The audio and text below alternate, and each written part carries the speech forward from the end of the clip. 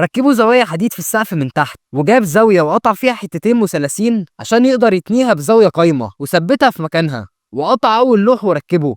طب هو ليه ما ركبش اللوح ده كله؟ يعني ليه قطعه وهو قدامه مساحة كبيرة فاضية يقدر يركب فيها اللوح كامل؟ كان في فرق في السقف حوالي 2 سنتيمتر، فهو عمل كده عشان يظبط الفرق ده بحيث لما يوصلوا للزاوية يطلع كله مستقيم ومظبوط.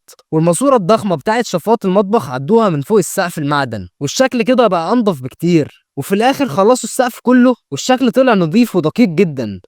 وركبوا تجاليد خشب في السقف من تحت وكمان في جوانب السقف، وبعدها الحلية المعدنية اللي حوالين السقف. والخطوة دي مهمة لأنها هي اللي هتسمح بتركيب الصاج المعدني بعد كده، وبيستخدموا في تثبيتهم مسامير قوية ضد الصدى. والزاوية قعد يعمل فيها وقت كتير جدا عشان يقدر يخليهم مقفولين على بعض كويس، والشغل في الجو ده بقى مستحيل. فدخلوا جوه البيت والحيطان كلها اتغطت بالجبسون بورد، والحمامات متغطية بألواح مقاومة للرطوبة، والبيت بقى شكله أنضف بكتير من الأول. ونرجع تاني للواجهة الخارجية. جاب ألواح الصاج اللي هتغطي السقف ودخلها في جهاز بيقص طرف اللوح بحيث يخلي الألواح تقفل في بعض بشكل محكم وما يسمحش للمطر أو الهواء يعدي منها. وطلع عشان يركبهم، ولما يوصلوا لقمة السقف لازم يعملوا قطع مايل في اللوح المعدني عشان يركب مظبوط مع ميل السقف. هنا بقى استخدام الأدوات المتخصصة بيفرق جدا. الآلة دي بتوفر وقت ومجهود مقارنة بالمقص اليدوي، والقطع فيها بيطلع مظبوط ونضيف كل مرة ومن غير مجهود تقريبا. وبعد ما قربوا لقمة السقف كان لازم يتأكدوا إن الأضلاع اللي في الجنب ده